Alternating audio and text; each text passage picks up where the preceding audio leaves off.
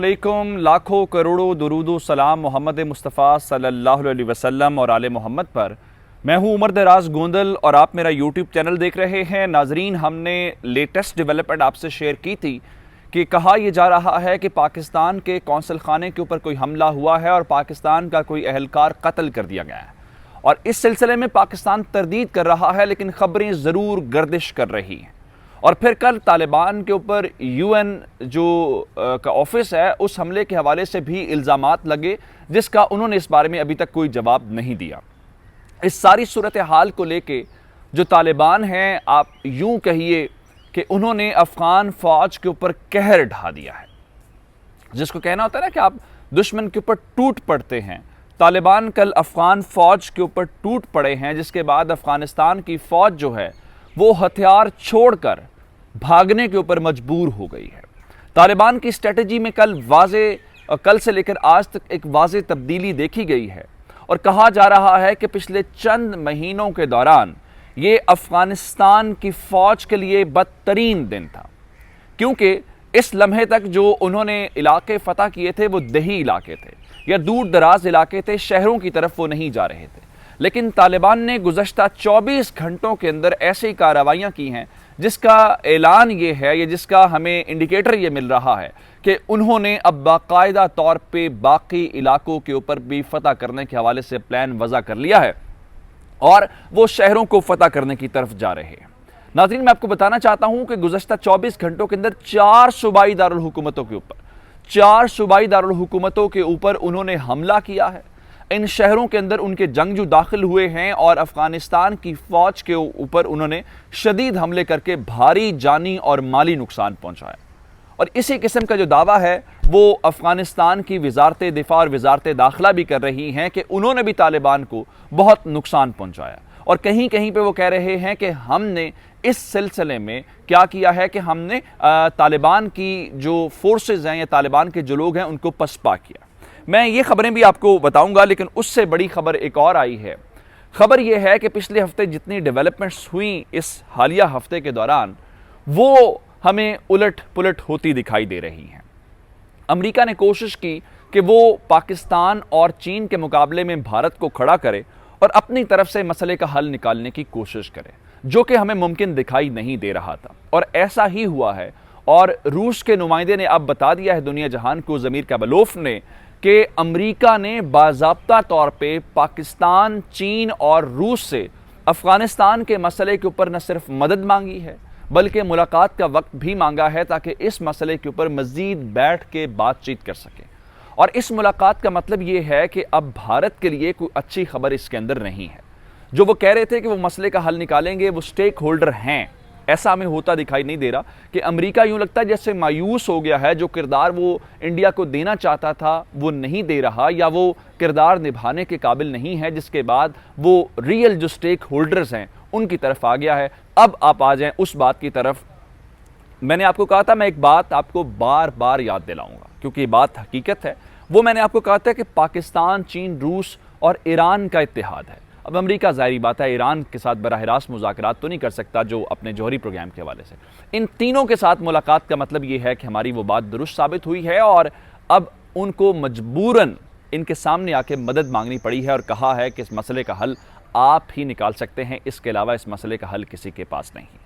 ये तमाम खबरें तफसील के साथ आपकी खिदमत में पेश करूंगा, लेकिन उससे पहले गुजारिश है कि हमारा यूट्यूब चैनल सब्सक्राइब कर लीजिए, बेल आइकन के ऊपर क्लिक कर लीजिए, ताकि हमारी आइंदा आने वाली वीडियोस बर वक्त आप तक पहुंच रहे। नाज़रीन, पाकिस्तानी कॉन्सुलेट पर हमले के बाद जो आफ्टर शॉक्स हैं वो आना शुरू हो गए हैं। 4 सूबाई दारुल हुकूमतों के ऊपर बैक वक्त हमला किया गया। सूबाई दारुल हुकूमतों के ऊपर तालिबान हमला इसलिए नहीं कर रहे थे कि वहाँ पे सिविलियंस हैं, और जब शहरों के अंदर जंग जाती है तो आम लोगों के मारे जाने का इम्कान ज़्यादा होता है। लेकिन तालिबान ने, अब जाहिर बात है, जब उनके खिलाफ एयर स्ट्राइक्स की जा रही हों और उनके साथ जो एग्रीमेंट किए गए हैं उस एग्रीमेंट की खिलाफ वर्जी की जाती हो, तो उसके बाद तालिबान ये हक रखते हैं कि अपनी जंग को जहां चाहें जैसे चाहें वो लड़ सकते हैं। उन्होंने किया क्या है, मैं आपको बताना ये चाहता हूं कि उन्होंने 4 सूबों के जो प्रोविंशियल कैपिटल्स हैं उसके अंदर अपने जंगजू भेजे हैं, और ये इन शहरों 4 के अंदर इस वक्त घुमसान का रन पड़ा हुआ, शदीद लड़ाई जारी है। मैं आपको बताना ये चाहता हूं कि इस वक्त इंटरनेशनल मीडिया ये रिपोर्ट कर रहा है कि लॉस को लेके, चाहे वो फाइनेंशियल हो, इंफ्रास्ट्रक्चर का हो, इक्विपमेंट का हो या जानी नुकसान हो, उसको लेके ये डेडलीस्ट डे था अफगानिस्तान की फौज के लिए। मैं चारों सूबों का और उनके कैपिटल के इस वक्त जो सिचुएशन है वो आपको बताना चाहता हूं। सबसे पहले मैं आपको हरात सूबे के मुतालिक बताना चाहता हूं। हरात सूबे के मुतालिक कल हमने आपको तफसीलन आगाह किया है, और हरात सूबे के अंदर ही कल UN के ऑफिस के ऊपर जो अटैक हुआ, जिसके मुतालिक तालिबान पर इल्ज़ाम लगा, अभी उन्होंने इस बात को एक्नॉलेज नहीं किया, ना ही तरदीद की है। और हरात के अंदर, हरात शहर के अंदर जो एयरपोर्ट है, बुनियादी तौर पे तालिबान उसको कैप्चर करना चाहते हैं, क्योंकि जब एयरपोर्ट कैप्चर हो जाएगा तो इसका मतलब ये है कि सूबाई दारुल हुकूमत उनके कंट्रोल में आ जाएगा। तो पहला सूबा जो मैंने आपको बताया है वो हरात का सूबा है।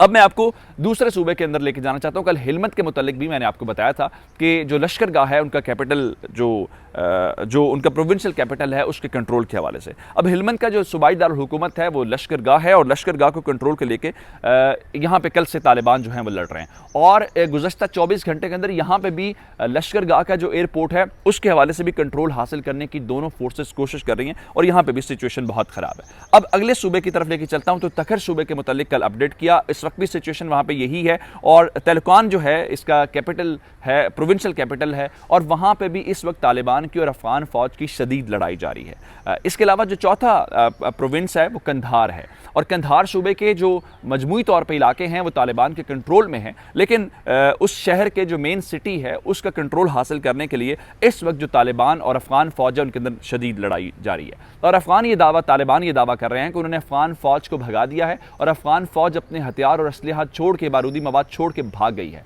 लेकिन हुकूमत ये कह रही है कि उन्होंने बहुत सारी जगहों के ऊपर जो है इन तालिबान के हमलों को पसपा कर दिया, नाकाम कर दिया। मैं आपको एक और सूबे के मुतालिक इन चारों सूबों से हट के बताना चाहता हूं कि जो कैपिसा सूबा है उसके 5 जिले अफगान हुकूमत ने क्लियर करने का और उनका कंट्रोल हासिल करने का दावा किया है, और ये बताया है कि 24 तालिबान को उन्होंने यहाँ पे मारा है, और कई जो लोग हैं वो जख्मी हुए। अब आखिर में मैं आपको अमेरिका और के हवाले से बताना चाहता हूँ कि अमेरिका ने अब पाकिस्तान, चीन और रूस से बाज़ाब्ता मदद मांगी है, और इस सिलसिले में अफ़गान अमन के लिए तोसी ट्राइका के नाम इसका टाइटल है इस मुलाकात का। और बताया गया है कि ज़मीर कैबलोफ जो पुतिन के खुसूसी नुमाइंदे हैं अफ़गानिस्तान के लिए, उन्होंने बताया है कि ज़ल्मी खलीलज़ाद ने उनको टेलीफ़ोन किया है, टेलीफ़ोन करके उनसे कहा है कि अब हमारे पास अगर मसले का हल निकालना है तो ये आप 3 ममालिक निकाल सकते हैं, इसलिए मुलाकात करें। और इस सिलसिले में दोहा के अंदर बड़ी मुलाकात तय हो गई है, और हमें ये बताया गया है कि चीन जो तालिबान ने वहाँ के दौरा किया तो बीजिंग ने भी अपना अफगानिस्तान के लिए नुमाइंदा खुसूसी मुकर्रर कर दिया है, और कैबलोफ ने बताया है कि 11 अगस्त को